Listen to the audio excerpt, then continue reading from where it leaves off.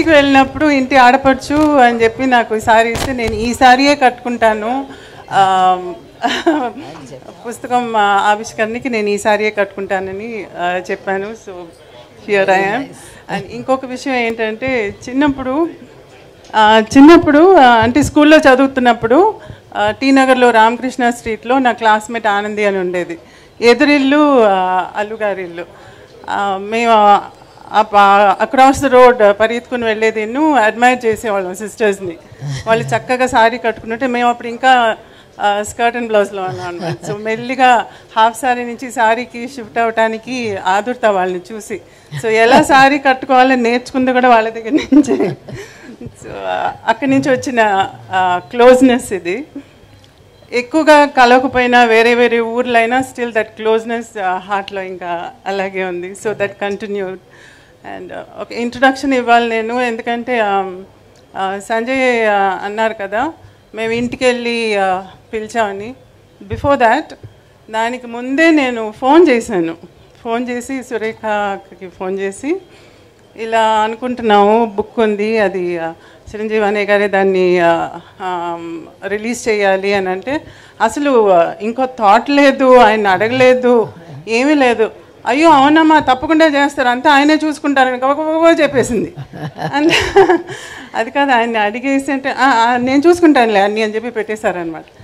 This is how it went. నేను ఇంటికి వెళ్ళి ఫార్మల్గా పిలవటం అదంతా తర్వాత. అప్పుడు నేను చూడలేదు. అంటే అవార్డు వచ్చిన తర్వాత, పద్మవిభూషణ్ వచ్చిన తర్వాత నేను చూడనే లేదు. నేను చూడాలి, నేరుగా వెళ్ళి ఇన్వైట్ చేయాలని చెప్పి మా ఆయన నేను ఇంటికి వెళ్ళి వాళ్ళని కలిసి ఇల్లంతా తిప్పి చూపించారనమాట. అంటే నాకు రెనోవేట్ చేసిన తర్వాత నేను చూడలేదు ఇల్లు. సో ఎంత చక్కగా నా చేయి పట్టుకుని ఒక తోడు పుట్టిన సిస్టర్ని ఎలా ట్రీట్ చేస్తారో అలా. నేను చిరంజీవి గారిని అన్నయ్య అని పిలుస్తాను, ఎందుకంటే ఈరోజు ఈ ఫంక్షన్ అంతా నేనేమన్నానంటే ఇంట్లో సింపుల్గా ఈ బుక్ని రిలీజ్ చేసేసి మీడియా వస్తే చాలు, ఇంకేం వద్దు నాకు, మీ చేతులతో బుక్ ఇవ్వాలి అంతే, ఇంకేం వద్దు నాకు అని చెప్పా. ఇమీడియట్గా ఆయన ఇలా ఆలోచించి ఎవరైనా పిలవాలి, ఎంత పెద్ద ఫంక్షన్ చేయాలని ఆలోచిస్తున్నాను. నేను అలా కాదు, చిన్నదిగా చేద్దాం అంటే అలాగే చేద్దాంలే అని చెప్పేసి ఈరోజు ఇట్స్ కమ్ టు దిస్. అమ్మకు ఒక పెద్ద కొడుకుంటే ఏం చేస్తారో అది చేస్తున్నారు ఇవాళ. నేను ఎప్పుడు అంటుంటాను తమ్ముడిని, నువ్వు ముందు పుట్టుండకూడదా అని చెప్పి. బికాజ్ మేమిద్దరు కొంచెం ఇన్నసెంట్గా ఉండిపోయాం. We did know how to handle things. అన్నీ చాలా యంగ్ ఏజ్లో జరిగిపోయినాయి. బట్ ఈరోజు ఒక పెద్ద కొడుకుగా ఉండి అమ్మకి ఇలా చేస్తున్నారంటే I don't know what to సే.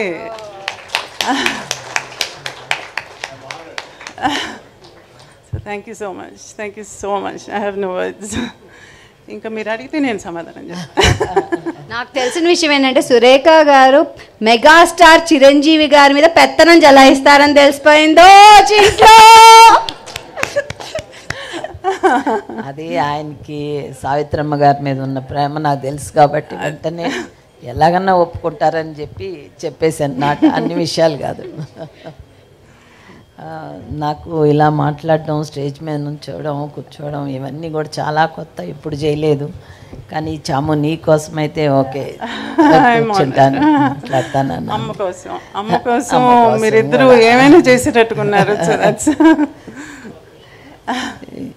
ముందు మీరిద్దరూ కలిసి స్టేజ్ మీద ఇలా ఫంక్షన్స్కి రావటం కూడా చాలా తక్కువ అని విన్నాను నేను. అటువంటిది ఈరోజు మన ఇద్దరం కూర్చొని మాట్లాడేటట్టుగా కూడా చేస్తున్నారంటే దట్ ఎక్స్ప్లెయిన్స్ ఎవ్రీథింగ్. స్టేజ్ మీద సో దట్స్ లవ్లీ. నువ్వు నేను చిన్నప్పటి నుంచి తెలిసిన మధ్యన ఒక ఫ్రెండ్ ద్వారా ఇద్దరం కలుసుకునేవాళ్ళం. సో మీ ఇంటికి వచ్చి తిరిగేంత చనువు అప్పుడు లేదు నాకు, కానీ అమ్మ గురించి చాలా తెలుసుకోవాలని ఉండేది. అది నాకు ఈరోజు ఛాన్స్ వచ్చింది. So I want to ask you some things.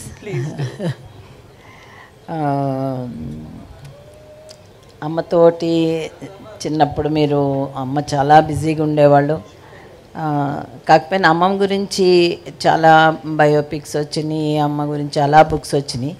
కానీ మళ్ళీ మీకు ఈ బుక్ రాయాలని ఇప్పుడు రిలీజ్ చేయాలని ఎందుకు అనిపించింది?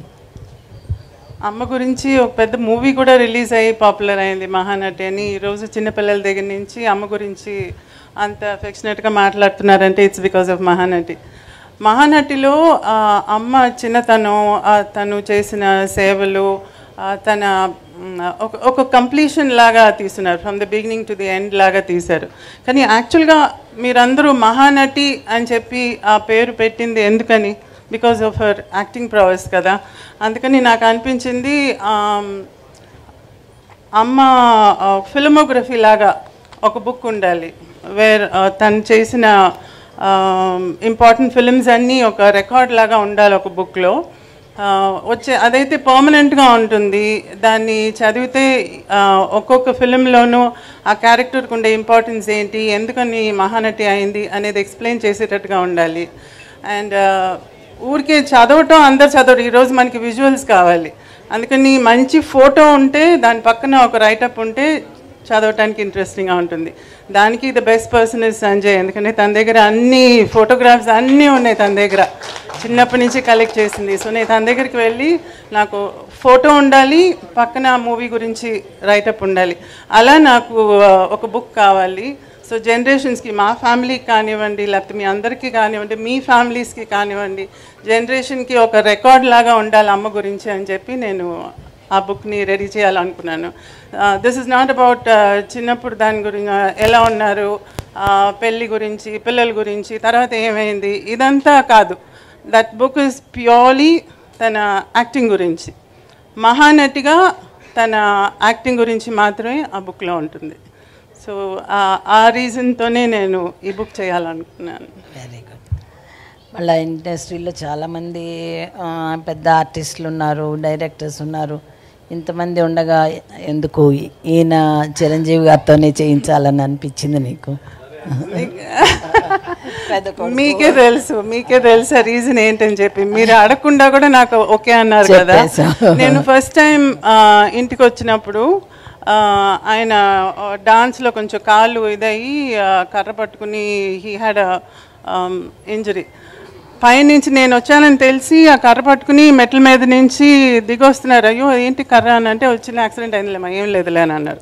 కిందకు వచ్చి పలకరించి కాఫీ తెప్పించి మాట్లాడుతూ అప్పుడు చెప్పారనమాట, నాకు పొద్దున్నే లేవంగానే అమ్మ మొహం కనపడాలమ్మా, నేను లేవంగానే బెడ్రూమ్లో అమ్మ ఫోటోనే ముందు చూస్తాను అని చెప్పేసి, నేను అమ్ముతానో లేదో అని పైకి వెళ్ళి ఆ ఫోటో తీసుకుని వచ్చి మరీ నాకు చూపించారు. So who does that? See, genuineness అంటే your thought, word and deed should be the same. మనం మనసులో ఒకటి అనుకునేది, మాటలో ఒకటి చెప్పేది, చేసేది ఒకటి. చాలామంది అలా చేస్తారు. ఊరికే నోటితో ఆవు అని మాట్లాడటం ఒకటి, లేకపోతే ఏదో ఒకటి చేసేది పెద్ద పేరు తెచ్చుకునేది.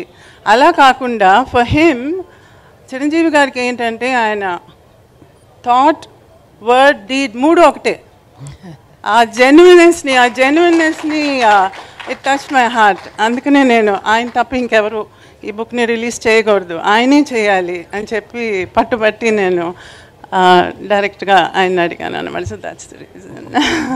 అండ్ ఈరోజు చూడండి, ఐ సెడ్ ఇంట్లో రిలీజ్ చేయండి, మీడియాని పిలుద్దాం చాలని అంటే, జస్ట్ లుక్ ఎట్ దిస్.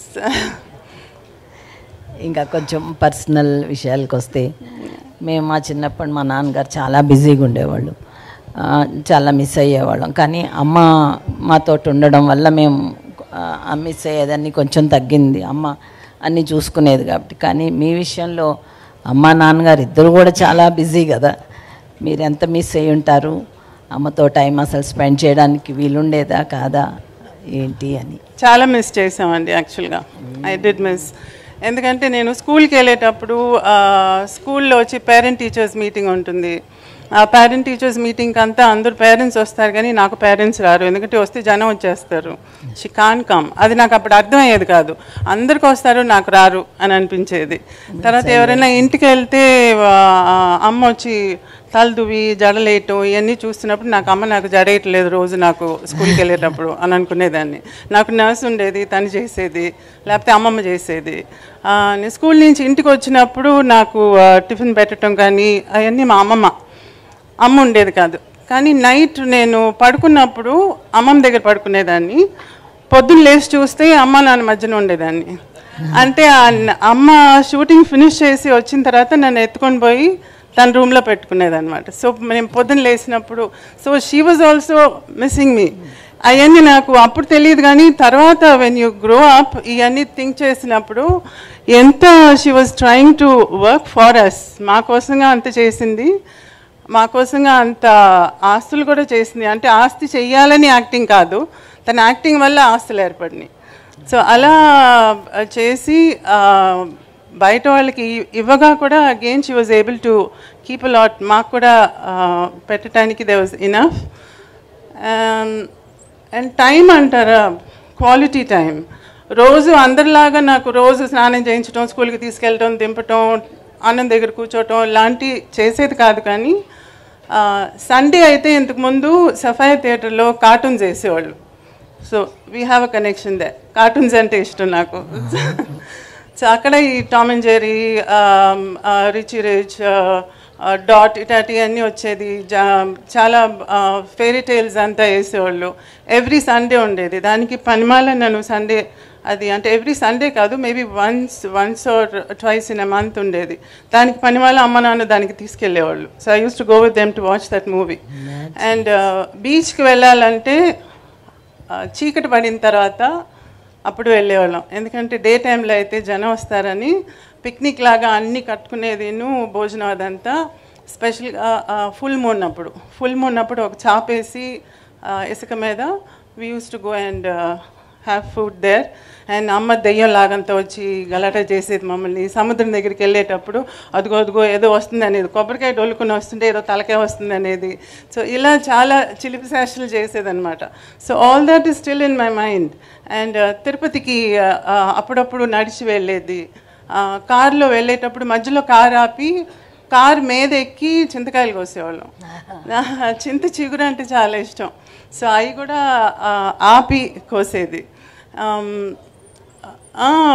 తర్వాత వెళ్ళేటప్పుడు ఎక్కడికైనా కారులో వెళ్ళేటప్పుడు వేరుశనగకాయలు అవన్నీ పండే ప్లేసు, చెరుకు అంతా ఉంటే అక్కడ ఆపి అవి పీకేది. అక్కడికి వెళ్ళి అక్కడ తోట మనిషి ఎవరో అనుకుని నడుస్తా వస్తుంటే కూడా అమ్మ వచ్చి దాంకుని వచ్చేసేది. తర్వాత అమ్మని తెలిసింది, అమ్మ అడిగితేనే ఇచ్చేదాన్ని, ఇచ్చుంటాం కదా, నువ్వు ఎందుకు అలా తీయటం అంటే దానిలో రుచి లేదు అనలేదు. సో అట్లా ఈ చిలిపి పనులన్నీ నాకు బాగా జ్ఞాపకం. సో అవి కదా మనకి ఎక్కువగా జ్ఞాపకం ఉండేది. సో డజంట్ మ్యాటర్, నాకు తల దూపోతే పర్లేదు, మీటింగ్కి రాకపోతే పర్లేదు, but now I cherish all those memories. అమ్మ మంచి కుక్ అని కూడా విన్నాము. మీకు ఇష్టమైన అన్ని చేసి పెట్టేవాళ్ళ, మీరు ఎంజాయ్ చేసేవాళ్ళ? మంచి కుక్ వచ్చి మా అమ్మమ్మ బాగా వంట చేసేది. అమ్మకి ఇంత పెద్ద క్యారీలకి వండి పంపించేవాళ్ళు స్టూడియోలో. అందరూ చుట్టూ కూర్చుని అది ఆనందించేవాళ్ళు అనమాట. అందరూ కలిసి ఈరోజు నువ్వేం తెచ్చావు అంటే నువ్వేం తెచ్చావు అని దే యూస్ టు హ్యావ్. అమ్మ కుకింగ్ వచ్చి అప్పుడప్పుడు స్పెషల్గా ఏదైనా 1-2 కూరలు చేసేది టైం ఉన్నప్పుడు. అందులో స్పెషల్గా మా తమ్ముడికి నచ్చి చేసిన కూర వచ్చి కోడిగుడ్డు ఆమ్లెట్ కూర. కోడిగుడ్డు స్టీమ్లో ఆమ్లెట్ లాగా వేసి దాన్ని కూరలో వేసి చేసేది. అది తమ్ముడికి చాలా ఇష్టం. నాకు వచ్చి చికెన్ని ఈరోజు KFC అంటారు కదా, అది అప్పుడే అమ్మ చేసేది. చికెన్ని మ్యారినేట్ చేసి దాన్ని బ్రెడ్ క్రమ్స్లో ముంచి ఫ్రై చేసి ఇచ్చేది. సో ఇట్లా 1 or 2 డిషెస్ బాగా చేసేది. సో అవి జ్ఞాపకం ఉన్నాయి. మా నాన్నగారు మా డ్రెస్సింగ్ విషయంలో చాలా స్ట్రిక్ట్గా ఉండేవాళ్ళు. మాకు చిన్నపిల్లలం కదా, ఏదన్నా మోడర్న్గా వేసుకోవాలని అవన్నీ చాలా అనిపించేది. కానీ నాన్నగారు అవి ఏం ఒప్పుకునేవాళ్ళు కాదు. అది అడుగుదాం అనుకున్నా. చాలా ట్రెడిషనల్గానే డ్రెస్ అవ్వాలి, అలా చాలా స్ట్రిక్ట్గా ఉండేవాళ్ళు. అప్పుడు అయ్యో అనిపించేది, కానీ తర్వాత పోన్లే మంచి పని చేశారని అనిపించింది. అట్లా అమ్మ ఎలా ఉండేవాళ్ళు మీతోటి, మీ డ్రెస్సింగ్ గురించి? చాలా స్ట్రిక్ట్ అండి అమ్మ. నేను ఒకసారి మూవీ షర్మిలి మూవీ ఉంది కదా, షర్మిలి అని రాఖీ యాక్ట్ చేసింది. చాలా అందంగా ఉంటుంది అందులో రాఖీ. అందులో జంప్ సూట్ వేసుకుంటుంది. ఆ జంప్ సూట్ చూసి నేను అమ్మ నాకు జంప్ సూట్ కావాలని చెప్పాను. అంటే చేయించలా. ఏంటంటే జంప్ సూట్ అంటే మొత్తంగా టైట్గా ఉంటుంది కదా, మధ్యలో ఓపెన్గా చెప్తున్నాను, మధ్యలో డివిజన్ కనపడకూడదు మా ఆడోళ్ళకి అని చెప్పేది. సో ప్యాంట్ షర్ట్ వేసుకుంటే కూడా the shirt should be below, cuts కనపడకూడదు. సో మోకాల దాకా ఉండాలన్నమాట. తను చక్కగా పావడ, పరికిణి, హాఫ్ శారీ అవన్నీ చాలా ఇష్టం ఆమెకి ట్రెడిషనల్గా. సో అవి ఎక్కువగా నాకు అలవాటు చేసింది, సారీస్ అలవాటు చేసింది, సారీ డిజైన్ చేసేది. అమ్మ సారీస్ కూడా చాలా ఉండేవి కదా, ఆ సారీస్ని కూడా మళ్ళీ తిరిగి నాకు హాఫ్ శారీకి, స్కర్ట్స్కి అంతా కుట్టించేది. సో ఆ ట్రెడిషనల్లీ తనకి బాగా ఇష్టం. ప్యాంట్ షర్ట్ అంతా పెద్దగా లేదు, కానీ నేను కొంచెం మా నాన్న దగ్గరికి వెళ్ళి కొంచెం అలా అడిగి అన్నట్టు కొనుక్కునేదాన్ని ఆశకి. బట్ షీ నెవర్ అప్రూవల్ లేదు. అంతే అన్నమాట. మళ్ళీ ఎవరైనా పిల్లలు కుక్క పిల్లల్ని, పిల్లి పిల్లల్ని ఎవరైనా అడుగుతారు, నువ్వేమో పాములంటే ఇష్టం అని చెప్పేదన్నమాట. దానికి అమ్మ నీకు పాములంటే ఎంత ఇష్టమో తెలుసుకొని రోజు పాములోని ఇంటికి పిలిపించి ఆ పాము పిలిపించి నీకు చూపించేవాళ్ళట. నిజమేనా? అవును. అది ఏమైందంటే నీ మీద ఎంత ప్రేమ, నీకు ఏది కావాలంటే చెయ్యాలని అమ్మకి. నాకు ఇంతకుముందు ఇళ్ళకి వచ్చేవాళ్ళు, మీ అందరికీ కొంతమందికి తెలిసి ఉంటుంది, ఇళ్ళకి మ్యాజిక్ షో చేసుకుంటూ వచ్చేవాళ్ళు. పావుని మెడ మీద తగిలించుకుని బుట్ట అంతా తీసుకుని వచ్చి ఇంట్లో మ్యాజిక్ చేసేవాళ్ళు. దాన్ని ఏమంటారు, కీరిపుల్లనే ఉంటారు, సారీ మై తెలుగు, మంగూస్ను పాము తీసుకుని వచ్చి దాన్ని ఫైట్ చేయటం అంతా చూపించేవారు.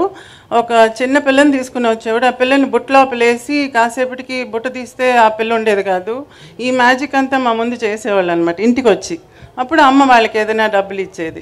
అందులో నాకు అట్రాక్ట్ అయ్యేది ఏంటంటే పాము. ఆ పాము అలా పోయేది, దాన్ని తీసి మేడ మీద వేసుకునేది, అటు పెట్టేది, మాయం చేసేది, అంతా చేస్తుంటే నేను తాకొచ్చా పావుని అని అడిగా. తాకొచ్చు, అది పర్వాలేదు అన్నారు. దాంతో ఆడుకుంటూ దాన్ని మేడ మీద వేసుకుంటూ అవన్నీ ఆడుకుంటూ ఉంటాం చూసి రేపు కూడా వస్తావా అని అడిగా. అలా ఊరికూరికి వాళ్ళని పిలుస్తుంటే అమ్ముండి సరే నువ్వు వారానికి ఒకసారి వీకెండ్లో వచ్చి కాసేపు మ్యాజిక్ చేసి పాపకి ఆడిచ్చేసి వెళ్ళు అని చెప్పి అన్నారనమాట. సో అలా పాముతో ఆగలేదు. మేము కొడైకెనాల్కి వెళ్ళినప్పుడు అక్కడ పుదుకోట రాజా అని ఉన్నారు, ఆయన వేటకి వెళ్ళి పులినంత వేటాడి వచ్చాడు. వేటాడి వచ్చినప్పుడు ఒక పులి పిల్లలు ఒక 4-5 ఉన్ని ఇంటికి తీసుకెళ్ళి పులి పిల్లలు చూస్తావా అని చెప్పి అమ్మని నన్ను తీసుకెళ్ళి చూపిస్తే అందులో 2 పిల్లల్ని తీసుకుని మేము చెన్నైకి వచ్చేసాం, ఇంట్లో పెంచుకుంటామని చెప్పి. ఒక 2 వీక్స్ ఉండింది మా దగ్గర, మేము బాగా ఆడుకున్నాం పులి పిల్లలతో. దాని తర్వాత నాన్న షూటింగ్ నుంచి తిరిగి వచ్చి తిరిగి పంపించేశారు. అవి అలాగే ఉంటాయి అనుకుంటున్నారా, పెద్దవి అవుతాయని. కాదు, మేము పెంచి దాన్ని పెట్ చేసి డాగిలాగా చేసేస్తామంటే నథింగ్ డూయింగ్ అని పంపించేసి నేను భోజనం చేయకుండా ఒక వారం ఉండి. సో అలా తర్వాత యానిమల్స్ అంటే చాలా ఇష్టం అమ్మకి. కుందేళ్ళు ఉండేది ఇంట్లో, నెమలు ఉండేది, అండ్ దెన్ చాలా యానిమల్స్ ఉండేవి. కుక్కలు అయితే అసలు లెక్కేలేదు, పిల్లులు లెక్కేలేదు, పక్షులు ఉండేవి, ఫిష్ ఉండేది, ఫిష్ పాండ్స్ అన్నీ ఉండేవి. సో ఒక చిన్న జూ ఉండేది ఇంట్లో. అండ్ ఇంకొక మాట, ఇంట్లో ఇంతమంది అమ్మ నాన్న ఆర్టిస్టులు, అక్క రేఖ కూడా ఆర్టిస్టు, ఇంతమంది ఉండగా నీకు ఇప్పుడు యాక్ట్ చేయాలని అనిపించలేదా? అసలు అమ్మని అడిగావా? నీకే ఆ కోరిక ఏమన్నా? ఎందుకనో అనిపించలేదు, నాకు హౌస్ వైఫ్గా ఉండాలని ఉండేది. నేను స్కూల్లో కూడా అందరూ టీచర్స్ వచ్చి నువ్వేమవుతావు అంటే ఒకరు నేను డాక్టర్ అంటే, ఇంజనీర్ అంటే, నర్స్ అంటే, ఎయిర్ హోస్టెస్ అంటే అలా చెప్పేవాళ్ళు. కానీ నాకు హౌస్ వైఫ్గా ఉండాలని ఉండేది. ఎందుకంటే నాకు ఇల్లు చూసుకోవటం, పిల్లల్ని పెంచడం, ఇదంతా మేబీ బికాజ్ నేను ఆ పార్ట్ అమ్మ దగ్గర కొంచెం మిస్ చేశాను కదా, అందుకని నేను వచ్చి నా పిల్లలకి అలా ఉండాలి అని అనిపించేది నాకు. సో ఐ డిసైడెడ్ అప్పుడే I'm a house wife. And ఈరోజు హౌస్ వైఫ్ అని చెప్పకూడదు, హోమ్ మేకర్ అని చెప్పాలి. అదేంటి, అదేదో ఇంటీరియర్ డెకరేటర్ లాగా హౌస్ వైఫ్ ఏనంటే అది house wife is a house wife అంతే, హోమ్ మేకర్ అంతా ఏం కాదు. సో ఆ వైఫ్గా ఉండటానికి యూ షుడ్ ఫీల్ ప్రౌడ్, దానిలో తప్పేం లేదు. So if anybody is a house wife Please say you're a housewife. Don't say I'm just a housewife. She's taking No. great job. I'm a housewife. You're the queen of the house. Yes. So, yeah. అదే నేను ఇంకా లాస్ట్లో అడుగుదాం అనుకున్నాను కానీ నువ్వు ముందే చెప్పేసావు 18 ఏళ్ళకే నీకు పెళ్లి చేశారని. అప్పుడు అందరం అయ్యో 18 ఏళ్ళకే చేసేస్తున్నారు అలా అనుకునేవాళ్ళము. నీ దగ్గర నుంచి ఏమన్నా అమ్మతోటి ఏమన్నా రెసిస్టెన్స్ ఉండేదా? కానీ అమ్మ చెప్పినట్టు 18 ఏళ్ళకి 18 కాదండి 16. 16 అమ్మో 16 ఏళ్ళప్పుడు అమ్మకి హెల్త్ అంత బాగుండలేదు. సో అమ్మ ఫెల్ట్ ఎ లిటిల్ రెస్పాన్సిబుల్ పిల్లల్ని సెటిల్ చేయాలని. తమ్ముడు చాలా చిన్నోడు. సో నన్ను ముందు సెటిల్ చేస్తే ఆటోమేటిక్గా తమ్ముడిని కూడా చూసుకుంటాను అని చెప్పి మా మావయ్య కొడుకు అంటే మాకు అత్త కొడుకు how do I say we are third cousins అనమాట. మా ఆయన గోవిందరావు. సో ఆయనకి ఇచ్చి నన్ను పెళ్లి చేసుకుంటే ఆయన నన్ను చక్కగా చూసుకుంటారు ఫ్యామిలీలో ఉండే ఆయన అని తొందరగా పెళ్లి చేసింది. I like him. I mean ఆయన చాలా ప్రొటెక్టివ్గా ఉండేవారు, వస్తూ పోతూ ఉండేవారు. నేనంటే చాలా ప్రొటెక్టివ్గా ఉండేవారు. అందుకని పెళ్లి చేసుకుంటే ఆయనతో ఉండొచ్చు. నాకు ఆ టైంలో ఇది లేదు కదా, పెళ్లి చేసుకుంటే హాయ్ స్కూల్కి పోవక్కర్లేదు, హోంవర్క్ లేదు, చదవక్కర్లేదు, ఎగ్జామ్ పని లేదు, జాలీగా ఉండొచ్చు పెళ్లి చేసుకుని అని చెప్పేసి అనుకున్నాను అనమాట. కానీ పెళ్లి చేసుకుని పిల్లలు కానీ took care of the child. 2 years తర్వాత మా నాన్న వచ్చి చెవి తిప్పి కాలేజ్కి వెళ్ళు చదువు అని చెప్తే అప్పుడు మళ్ళీ చదవటం మొదలుపెట్టాను. So after my child was Born నేను డిగ్రీ ఫినిష్ చేశాను. అమ్మ చనిపోయేటప్పటికి 45-46 years అనుకుంటా. అంత ఎర్లీ ఏజ్లోనే అమ్మని మిస్ అవ్వడం నీకు మెంటల్గా ఎట్లా అనిపించింది? నాన్నగారితో నీ రిలేషన్షిప్ ఎట్లా ఉండేది ఆ తర్వాత? చాలా హారబుల్ అండి. ఎందుకంటే అమ్మ కోమాలో పోయినప్పుడు I was doing my BA final year exam. Last ఎగ్జామ్కి ముందు ఒక 3 days గ్యాప్ ఉన్నప్పుడు నాకు ఇలా కోమాలో పోయినట్టుగా తెలిసిందనమాట. సో ఆ టైంలో నేను వెళ్ళి అమ్మని చూసి తిరిగి వచ్చి దాని తర్వాత 19 months going to the hospital and coming, అది వెళ్తూ వస్తూ అమ్మని చూడటం, అది that I don't even want to think about it. అది అసలు తుడిపేద్దాం. సో దాని తర్వాత కానీ తమ్ముడిని చూసుకోవటం, అది నాన్న టుక్ అప్ ద రెస్పాన్సిబిలిటీ. నాన్న తమ్ముడిని చూసుకుని తన్ని ఇంజనీర్ చేసి పైకి తీసుకొచ్చారు. So that way I was happy. నేను ఇంటికి వెళ్తూ వస్తూ ఉండేదాన్ని, తమ్ముడు వస్తూ ఉండేవాడు. ఈరోజు తమ్ముడు బాగా సెటిల్ అయ్యి యుఎస్లో శానోజేలో ఉన్నాడు. నేను హ్యాపీగా సెటిల్ అయి ఉన్నాను. అండ్ అదర్ థింగ్, చాలామంది ఏమనుకుంటారంటే ఆవిడ అన్నీ పోగొట్టేసింది, ఏమీ లేదు, పిల్లల్ని ఏం లేకుండా చేసింది అని అంటుంది. నో అదంతా నిజం కాదు. ఎందుకంటే అమ్మ దగ్గర ఇంత ఉండేది కాబట్టి she was able to give this much, but still this much is there for us. So తను సంపాదించిన దానిలో పోగొట్టింది, ఏమార్చి తీసుకున్న వాళ్ళు అంత పోగా కూడా still there is enough to keep both of us happy. So ఇది అమ్మకి కళల మీద ఉన్న ప్రేమ వల్ల మేమందరం ఈరోజు చాలా బాగున్నాం. ఈరోజు మీ ముందు ఇలా నేను కూర్చుని ఉన్నానంటే అది because of her. So I'm always thankful to her. మీ పిల్లలకి ఎవరికి కూడా ఆర్టిస్ట్ అవ్వాలనే కోరిక లేదు? ఆయన అడిగారండి ఒకసారి మా బాబుని చూసి రెండోవాడిని, మీకు ఏమైనా ఐడియా ఉందా సినిమాలకి అని చెప్పి మా రెండోవాడిని చూసి అడిగారు, అభినయ్ని. దాసరి గారి దగ్గర ఒక మూవీ చేశాడు యంగ్ ఇండియా అని చెప్పి. ఆ టైంలో అది చేసేటప్పుడు మిగతా ఫిలిమ్స్ అయ్యి ఒప్పుకోకూడదని చెప్పి చేయలేదు. దాని తర్వాత కణితమేదే రామానుజం అని చెప్పి మ్యాథమెటిషియన్ రామానుజం మెయిన్ క్యారెక్టర్ చేసి అందులో అవార్డు వచ్చింది. ప్రెసిడెంట్ కూడా చూశారనమాట ఆ టైంలో ఆ మూవీని. సో మంచి పేరు వచ్చింది దానికి. సో కొంచెం సెలెక్టివ్గా పోయాడు. ఈరోజు he is basically a sportsmen. So టొరంటోలో పక్కన ఒక అకాడమీలో, ఒక స్పోర్ట్స్ అకాడమీలో ఈరోజు టేబుల్ టెన్నిస్ సెక్షన్ని చూసుకుంటున్నాడు అనమాట తను. But still he likes acting, emotional acting అంటే ఇష్టం తనకి. ఏదైనా స్పోర్ట్స్కి సంబంధించిన క్యారెక్టర్ వస్తే బాగున్నామా అని అంటూ ఉంటారు. So let's see if he's lucky he might get something. మా పెద్దోడు వచ్చి he's behind the screen. Short films చేసే కోర్స్ని యూనివర్సిటీ ఆఫ్ కాలిఫోర్నియాలో చేస్తున్నారు. అండ్ ఈరోజు బెంగళూరులో, చెన్నైలో, ఊటీలో అంతా he takes workshops for those who take short films. So workshops చేస్తుంటారు షార్ట్ ఫిలిం చేసే వాళ్ళకి. So and he, that's both of them are sort of in the same field. So. ఒక్కటి final last question. Mahanati movie చూశారు కదా, నీకు అందులో అన్నీ కరెక్ట్గా ఉన్నాయి అని అనిపించిందా? ఇంకేమన్నా చూపించుండాల్సిందని అనిపించిందా?